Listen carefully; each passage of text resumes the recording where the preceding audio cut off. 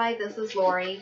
Just was going to try to speak to our next discussion board number 7 regarding our media result and Harrow's cycle of socialization. We were to consider the ethnic groups that we covered in the chapters that we read in our module, including African Americans, the American Indians, the Hispanic Americans, and the Asian Americans.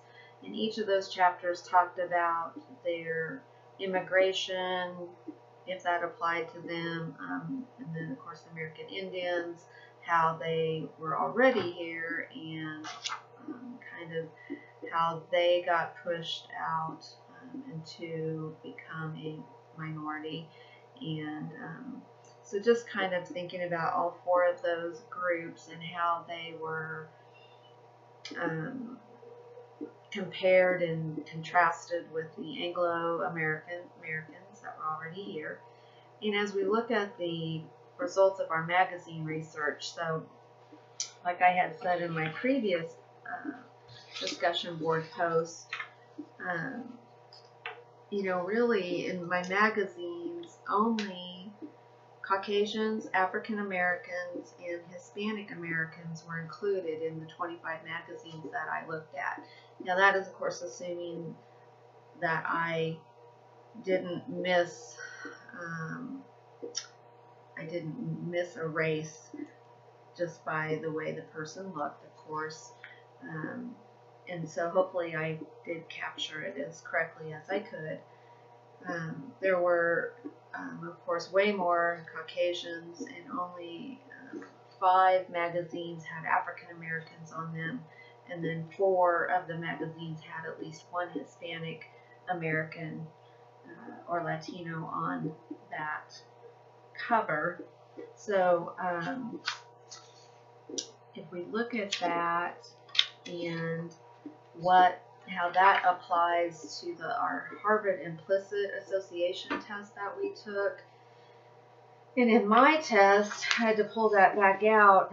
I had fared a moderate automatic preference for light skinned compared to dark skin. I was at 27%. And so that put me in a moderate automatic preference for light-skinned people. Overall, there was 27% that had a strong automatic preference for light skin, 18 were at the slight automatic preference, and 17% had little to no preference. And I really hadn't, looked at this. Now as we moved on and moved through some of these other chapters, there's only a 2% strong automatic preference for dark-skinned people, 4% moderate automatic preference for dark-skinned people versus light, and then 7% had a slight automatic preference. So very much so leaning heavily on lighter-skinned automatic preference by the majority of folks, at least moderate to strong preference. And then we think about how this relates to the Bobby Harrow's cycle of socialization. He makes, I assume it's a he, I guess I shouldn't assume that, Bobby can be female as well. It speaks to that we come into our world, we don't get a choice, we are born, and my belief is, God chose us to come to our parents, and we were born without any decisions being made on what gender, where we were going to be born, what family we were going to be born into, what social economic system we would be born into. Those things are all like this talks about, we're born into this world with all of that in place. We are born in there when we are little. You think about it, you had no biases, we had no guilt, we had no preconceived notions of really other people other than what we were taught in our family. So as we get socialized into our early ages, we hear what our parents say, how they act towards those of other races. And then we move into school, and then we're kind of more out of our primary group but we're still trusting. We still trust what our teachers tell us. We still trust our family. We go to church and we trust, what they are saying. And so a lot of this we are just born with. We don't have a choice on our part.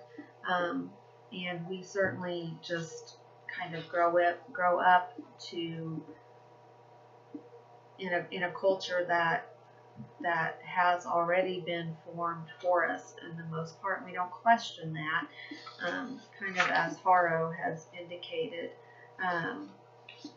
And then it goes on to say, we don't question what we're taught initially because we just are with people that we love and trust primarily. And then you continue to move on, and things are reinforced through the media, through all kinds of other influences. Again, maybe some of it we can question as we get a little bit older. Some of it, we already have an affinity to. And is that where this implicit comes into, where we are, we have an implicit, what's the word I'm looking for? Implicit attitude already, where it is, implied, but we don't express it. Or, maybe we do. Maybe there's some explicit things that we grow up learning that then we just verbiage right out, we don't think about it. So I think this was very interesting, because in order for there to be a change in our views, the way we perceive, treat, the way a society as a whole addresses these issues with these minorities, there has to be change. And the only way to change that is we have to interrupt, at least by Haro, we have to interrupt this cycle. And by, what he says at the end, towards the end of the article, again, I keep saying he, it's really easy for us and me, maybe as a white person, to do nothing because we are not in that targeted group that was spoken to.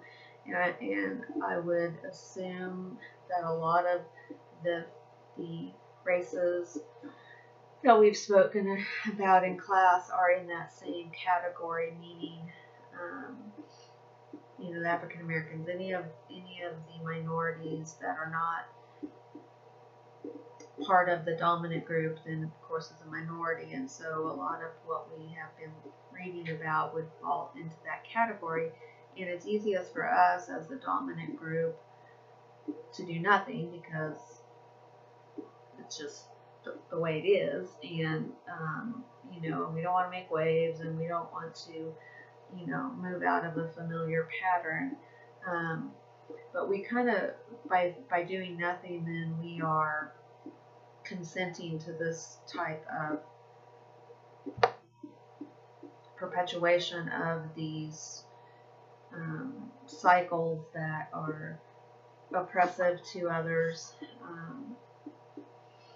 and not allowing there to be change. And sometimes it's our action, maybe because of fear and insecurity based on going against what we've been taught. And so to change,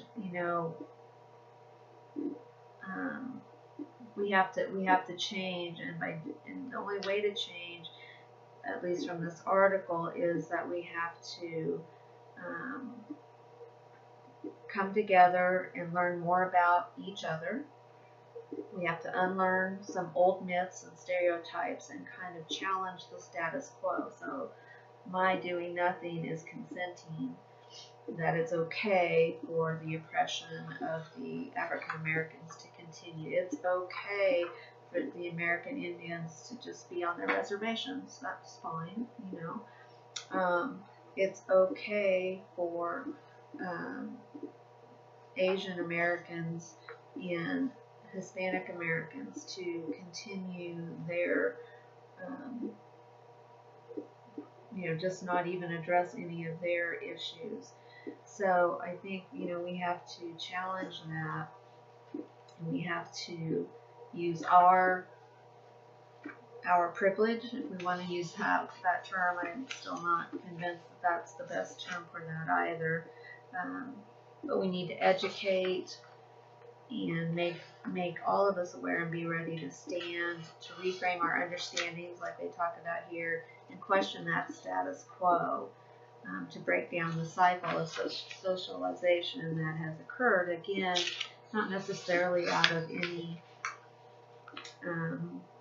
intentional acts. I don't feel like I purposely look at any particular race differently, but I know that maybe my implied expressions and the way I do things is there. It's just maybe back in our subconscious, that we just have to then be intentional to be aware and, like this says, educate. But we also have to, in my opinion, understand that we are born where we're at, and we didn't get a choice in that, and we just have to then move forward and continue to do the best we can. I believe that all people have the same, I think that all people should be given the same rights. There shouldn't be this, there just shouldn't be the way things are. We shouldn't have these differences and these discriminations against other people. So now it's already 12 minutes into this, so I apologize for it being so long, but there was kind of a lot to cover here. So I hope I've answered all the things that we were to speak to, and I'm guessing everyone else's will be just as lengthy as mine. I hope to hear from you guys soon. Thank you.